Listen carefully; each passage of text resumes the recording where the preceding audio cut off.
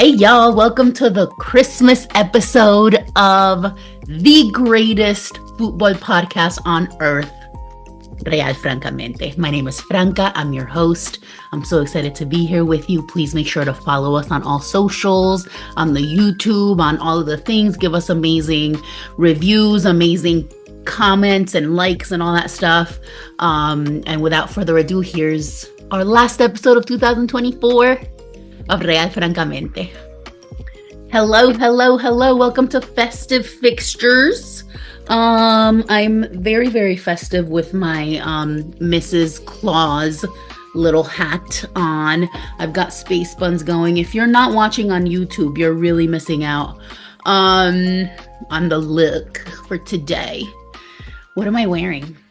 Y'all, this is hot off the presses. This one is hot off the presses. This is a brand new, authentic Defensor kit. Puma kit. Defensor went with these like bright orange. They're not really transferring great to the screen. These like neon, like fire orange accents. The Pumas and like this little guy. Look, I got this by accident. And it was an unexpected, great, amazing surprise. So I'm so excited to rep for Defensor, which, like, if I had a second team in Uruguay, it would be Defensor. I have a lot of loved ones, a lot of family, a lot of good family friends that are Defensor fans. I even have someone in my family, in my circle, that has played for Defensor. Shouts to Pedrin. And he was also recently featured in Libero. For anyone that reads that, that's a great, by the way, that's an amazing publication. And they did the 11 players, worldwide players, I think they called it Democracy FC or like something like that. It's a Spanish magazine, like from Spain, so it's all in Spanish. And they featured Pedrin. I was like, that's my uncle. Not by blood, but that's how it works over there. But and he played for the Defensor. And so like a lot of people I love very much. Shouts to Santiago, Pedro, all of the Defensor fans over there. Like, of course I'm gonna wear the kit. Are you kidding me? I'm a Peñarol fan, but like I'm a lover of kits and I'm obsessed with this one. It's a little big on me, but like, who cares?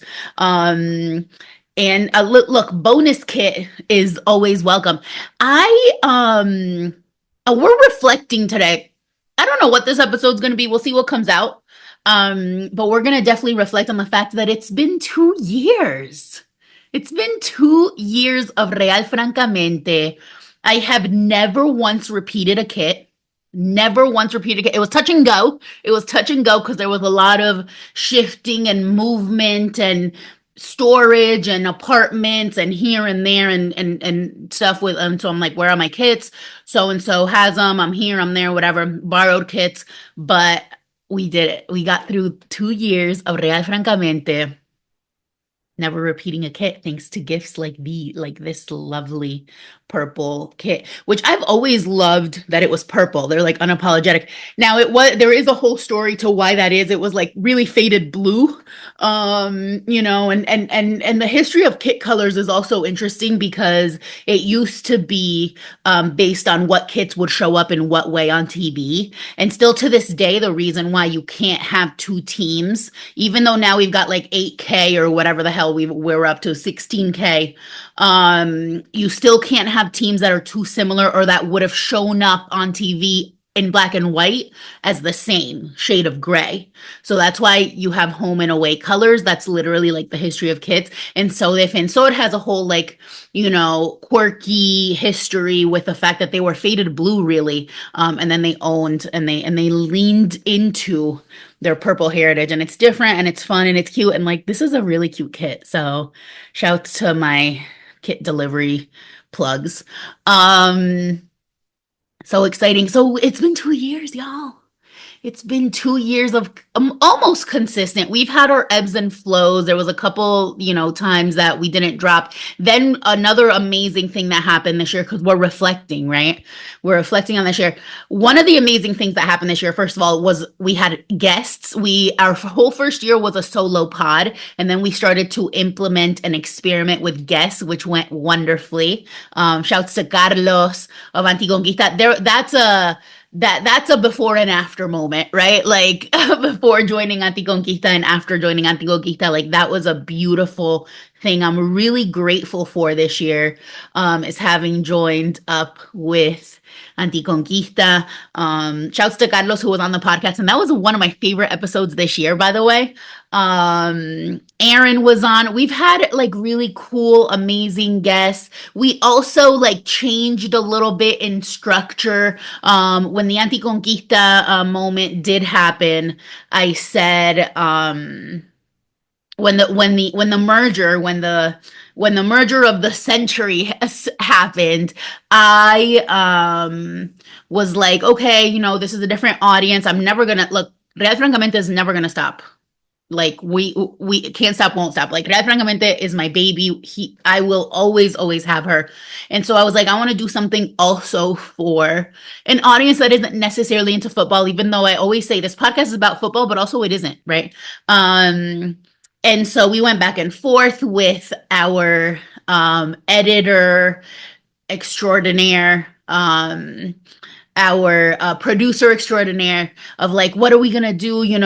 Are we gonna drop maybe an episode a week? And then we have the secondary podcast that's, not tied to football. That was too much to conceive of, to be like, okay, that like once a week is a lot already. Sometimes once every 2 weeks is a lot. So we came to the decision that we were going to drop Mate con Franca, and that would be the not football podcast, and something would still drop every 2 weeks, but it would alternate, right? One week it would be Real Francamente, one week Mate con Franca. That way I could also expand the types of guests I could have, and I've had some amazing guests on Mate con Franca. Shouts to Mate con Franca. If you're not listening to Mate con Franca, like, why not? This is going to be kind of a hybrid episode of both. So yeah, this is our second year of Real Francamente with fewer episodes than last year because, around the time that we switched, I guess maybe half the year, right? We did just Real Francamente, and then around the summer we started with Anticonquista. And so then we dropped one a month, basically, one Real Francamente a month. So fewer, but it's not quantity, it's quality of episodes, right?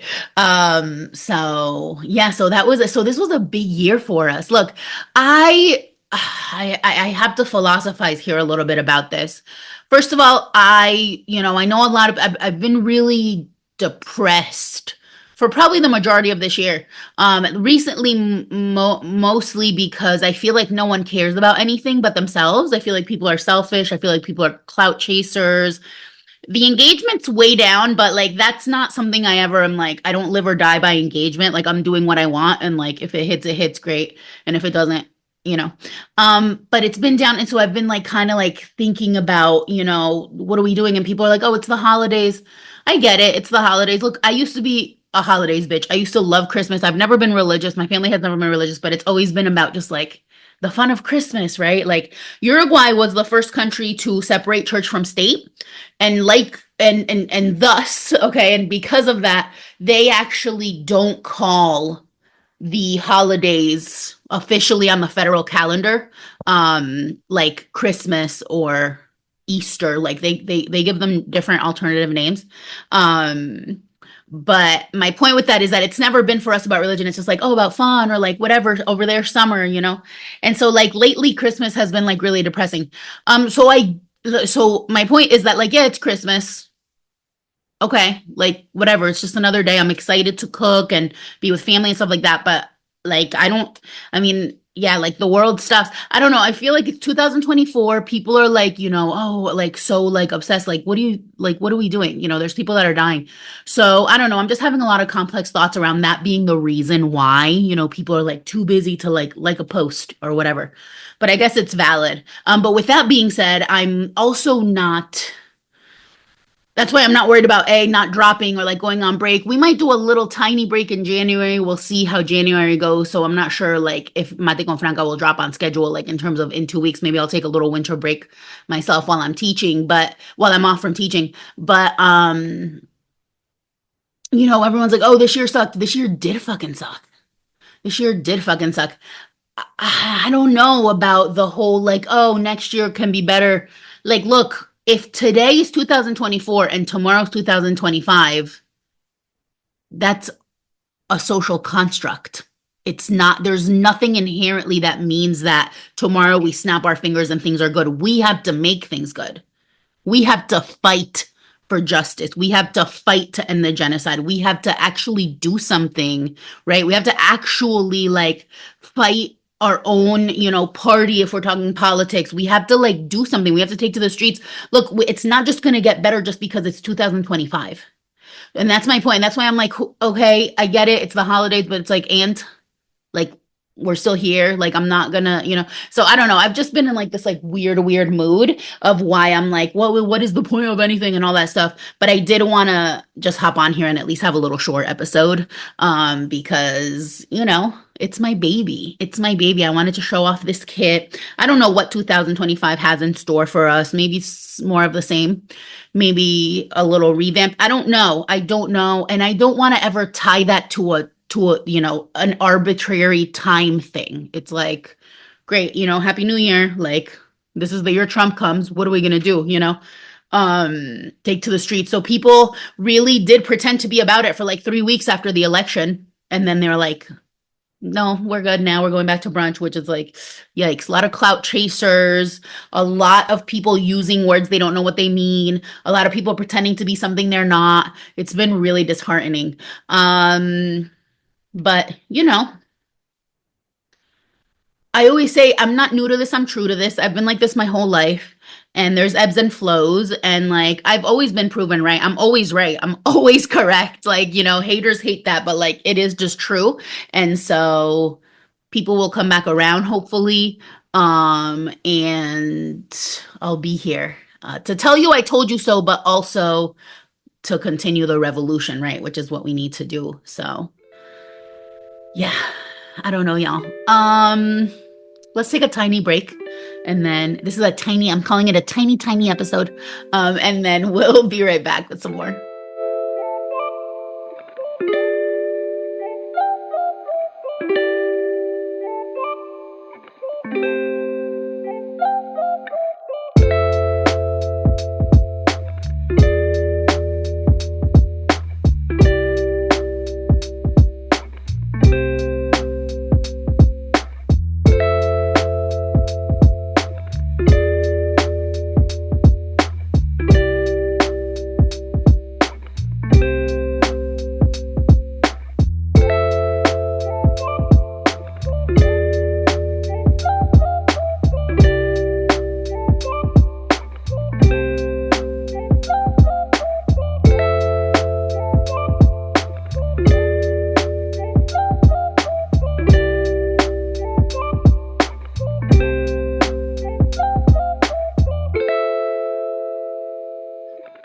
Okay, what's going on in the football world? So, like, look, I mean, Peñarol is campeón.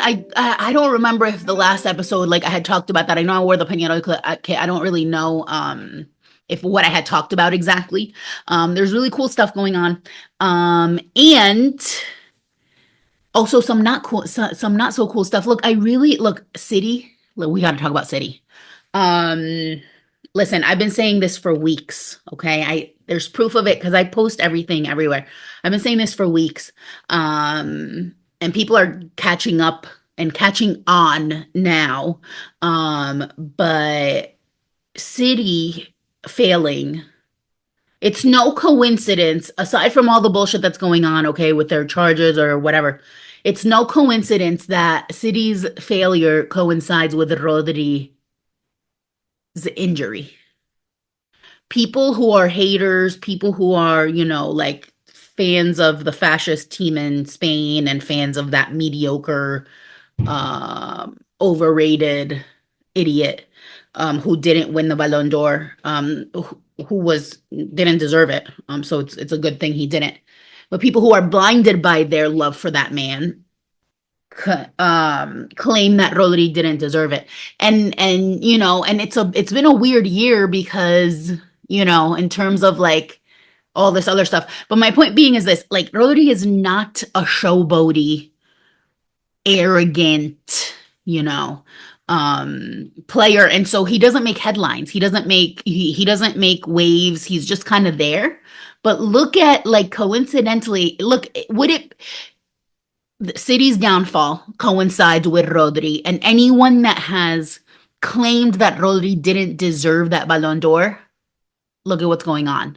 You see what I mean? Like we can't look all of it. Let's say Pep is, you know, going through whatever he's going through, and the all the other bullshit with the counts and the courts, and if they're going to get relegated or whatever. I don't personally think they are, and that's not because it's not wishful thinking. I just don't think they are because they'll find a way. They always have found a way, and capitalism always wins. And as of right now, until we abolish it, and so I don't think they're gonna get relegated, but they might relegate themselves. I like those kinds of memes. But my point is that like all of a sudden, let's say all of this stuff goes on and everyone else loses their talent. You mean to tell me the Nazi robot like can't fucking score for shit now? After he told everyone to stay humble, he got humbled by the universe real quick, right? You mean to tell me they all just lost their talent? What is this, Space Jam?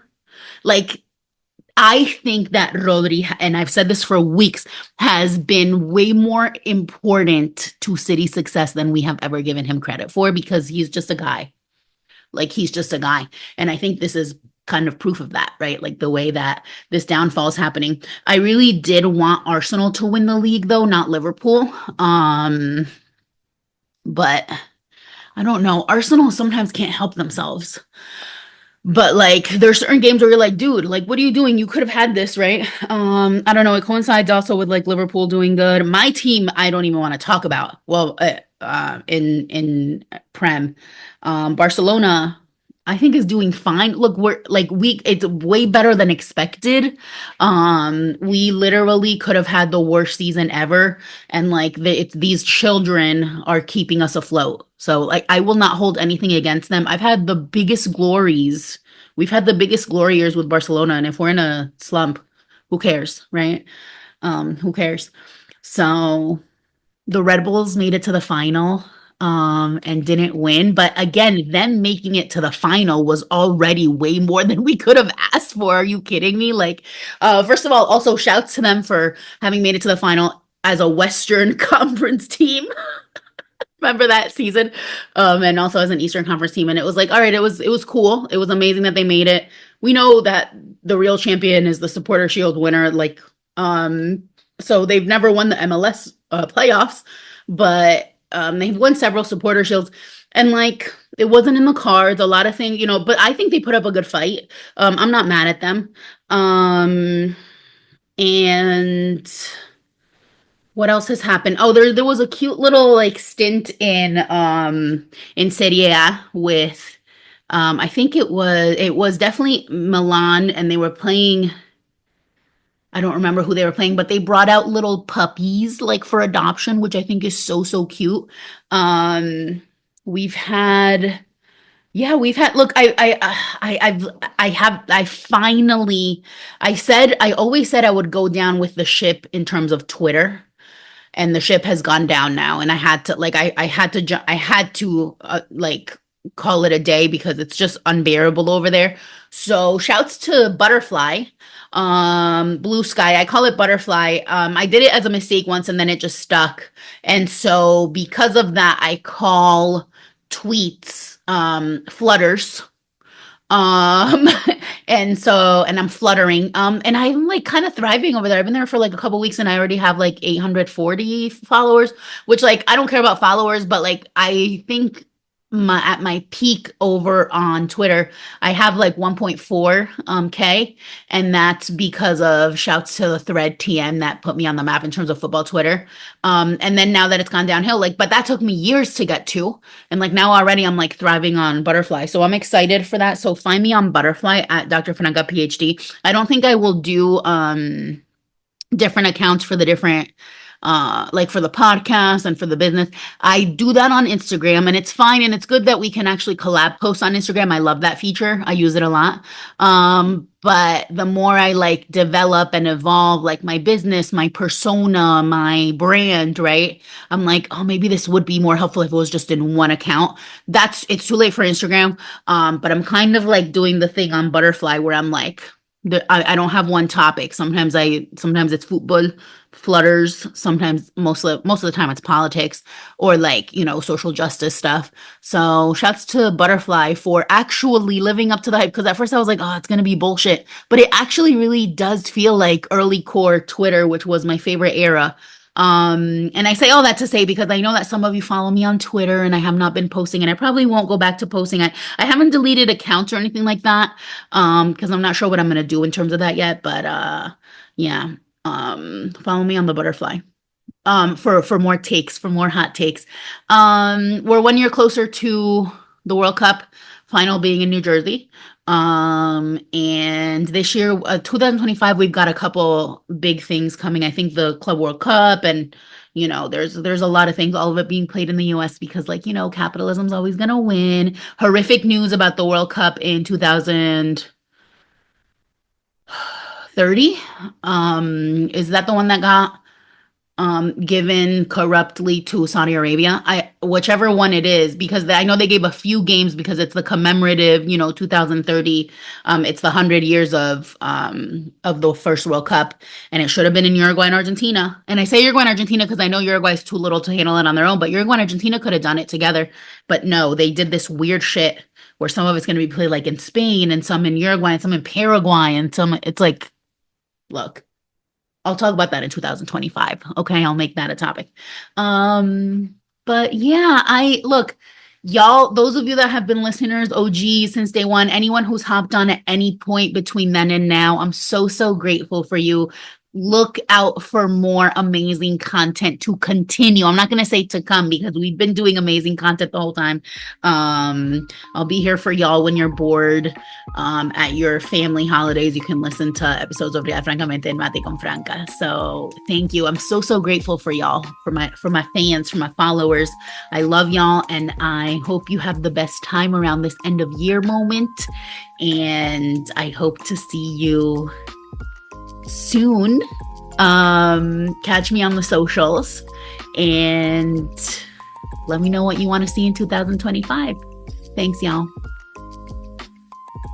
And that was another episode, and the last episode of 2024 of the greatest football podcast on earth, Real Francamente, with me, your host, Franca. I have had the best time bringing you all of this content for 2 years. Look out for more of it in 2025. Make sure you follow me on socials, Instagram at Real Francamente.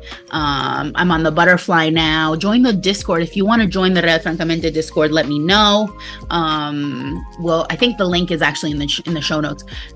Please be sure to leave ratings, reviews, comments if you like us on both of the YouTube platforms where this episode drops, Anticonquista and at Dr. Franca Ph.D., which is my YouTube channel. We're dropping it on both, so make sure to support. Your likes, your comments, your shares go a really long way. And if you want to gift me something for Christmas, let it be that. Thanks, y'all. We'll see you soon.